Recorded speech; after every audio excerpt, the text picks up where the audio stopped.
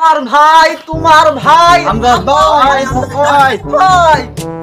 যাদের এলাকায় রাস্তা এখনো কাঁচা আছে, আমি আরো কথা দিচ্ছি, তাদের রাস্তা খাল কাটিয়ে পানি আনার ব্যবস্থা করে দেব।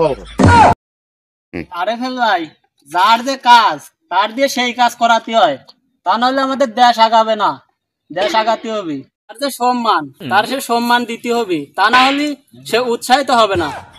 না, সবাইকে উৎসাহিত করতে হবে।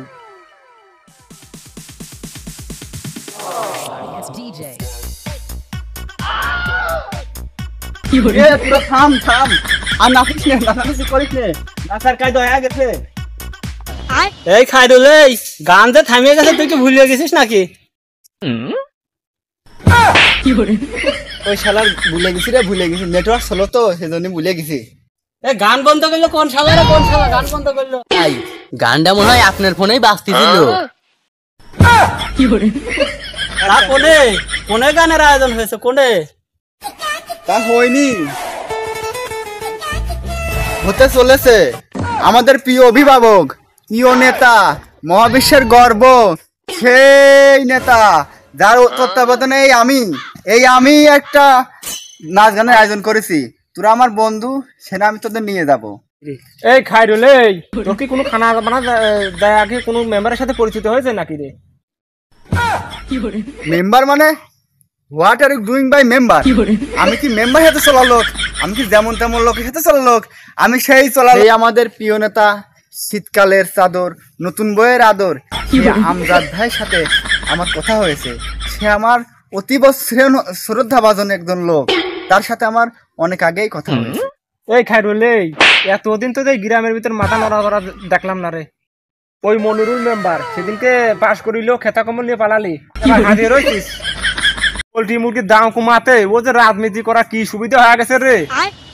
কখন কাঠে কাঠে চলে যায়, ওরা নিজেরাই জানে না।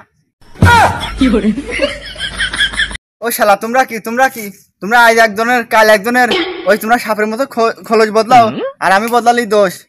শালা শনির দোষ হয় বাতার মূল্য, আর কাক ডাকলেই দোষ হয়ে যায়। অল্প বয়সে পাকিলে বাল, দুঃখ থাকে চিরকাল। খাইরুল, দিন যেদিন পাল্টাবে সেদিন থাকবে না তোর পাতার ছাল। খাইরুল, তুই সাবধানে থাকিস, দিন একদিন ঘুরতেও পারে। চললাম। যা যা যা, বাতাই যেদিন গড়ে সেদিন দেখা যাবে নি। যা যা ভাই, দাঁড়াও, আমি তোমার এই পথে বসে রয়েছি। কালবেলা বাসি মুহি তুমি মিছে কথা কইলে। আমি তোমার মনে হতে ভালোবাসি না।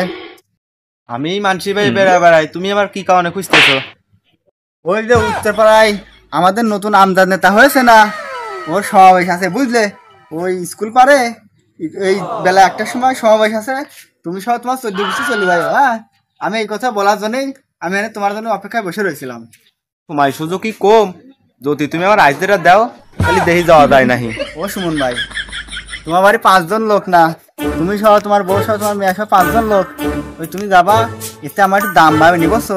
2-3 লোক একটু বেশি দেখালে নেতার কাছে বোঝো না। ওই সময় যাতে তোমার কয়া বিলে তোমাদের একটু ব্যবস্থা করে দেবো না।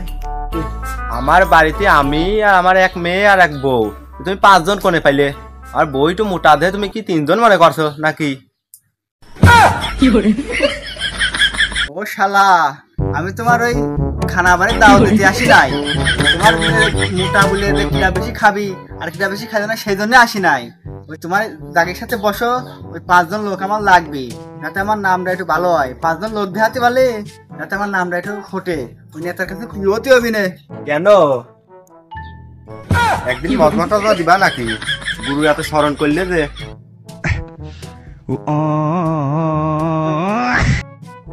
ও আকরাম ভাই, বাইরো, তুমি আমার বাইরেও নাই, তাড়াতাড়ি বাইরো। কি রে মনি, কি হয়েছে? এত দাপাচ্ছিস কে? যাবি কোনে? ও তুমি এখনো জানো না, ওদিকে আমার প্রিয় নেতা, তোমার প্রিয় নেতা অনেক সমাবেশ করার জন্য বসে রয়েছে। তুমি তাড়াতাড়ি বাইরে ওদিনই। খালি তুই আইগো, আমি আসছি। এই বাড়িতে কি মুরব্বী টুরব্বী সব আসো না? তাড়াতাড়ি বাইরেও, ওইদিকে জনসমাবেশ হয়ে গেল। তাড়াতাড়ি আসো। বাড়িতে যেন একটা লোকের যেন থাকে না। সংগ্রামী ও সাথী ও ভাইরা, আপনারা সবই জানেন এবং বোঝেন আমরা কত রক্ত এবং কত সংগ্রামের মাধ্যমে আপনাদের জীবনযাত্রার মান অনেক উন্নত করেছি। জীবনযাত্রার মান আমার প্রাণপ্রিয় নেতা, তার মাধ্যমে আপনাদের জীবনযাত্রার মান অনেক উন্নত করেছি আমি বা আমার নেতা। আজ আমাদের এই অনুষ্ঠানে আমাদের শ্রদ্ধাভাজন এবং অত্যন্ত প্রিয় একজন নেতা আমাদের মাঝে উপস্থিত হয়েছেন। তিনি হলেন আমাদের গ্রামের একজন গর্ব। সে আর কেউ নয়, আমাদের গ্রামের উত্তরাঞ্চলের সেই আমজাদুর রহমান আমজাদ নেতা। তাকে সবাই করতালির মাধ্যমে স্বাগতম জানাই। আমাদের প্রিয় নেতাকে আমরা তার গুরুত্বপূর্ণ আসন গ্রহণ করার জন্য সবিনয় অনুরোধ জানাচ্ছি। সে আমাদের গ্রামের একজন গর্ব এবং তার গর্বেই আপনারা যে এই জনসমুদ্র সাড়া দিয়েছেন, আমি আপনাদেরকে হৃদয়ের অন্তরস্থল থেকে জানাচ্ছি সুস্বাগতম। আপনারা এতক্ষণে অবগত হয়েছেন যে আমরা যে গ্রামের অনেক কিছু উন্নয়ন করেছি, আর আপনারা তার জন্যই এত জনসমুদ্র লোক আমাদের মাঝে উপস্থিত হয়েছেন। এত জনসমর্থন কোনে পাইলো? আমি তো গোটা 20টা লোক তো দেখতেছি। আমিও সাথী ও বোনেরা, ইতিমধ্যে আমাদের মাঝে বক্তব্য রাখবেন রাজপথের লড়াকু সৈনিক, বারবার নিজের তাজা রক্তে বুক ঢেলে দেওয়া লোক, সে আমাদের প্রাণপ্রিয় লোক, যার আত্মত্যাগের কথা না বললেই নয়। ও বাল, কি আমরা শুনতে চাইছিলাম নাকি? তুমি তো আমার আত্মাও জড়া দিয়ে ডাইনি নিয়ে আইলে। তো এখন আমাদের মাঝে বক্তব্য রাখবেন সেই নেতা আকরাম ভাই।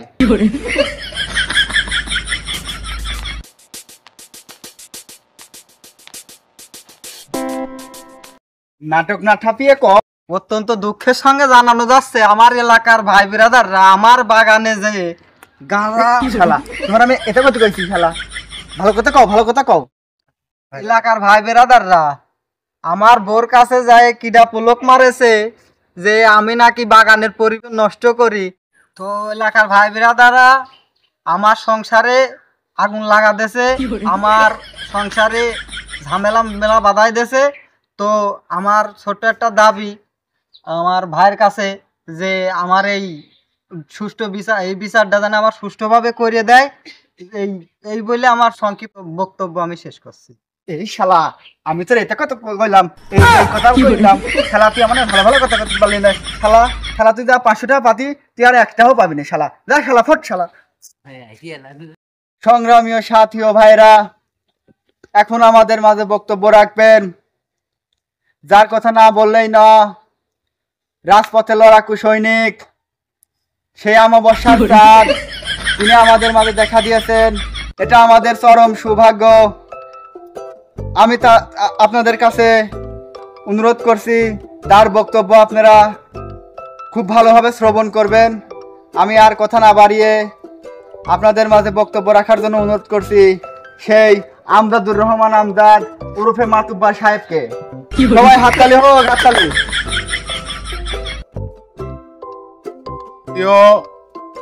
ভাই বোনেরা, আজকের এই জনসমুদ্রে আমি উপস্থিত হয়ে আপনাদের মাঝে আমি অনেক খুশি।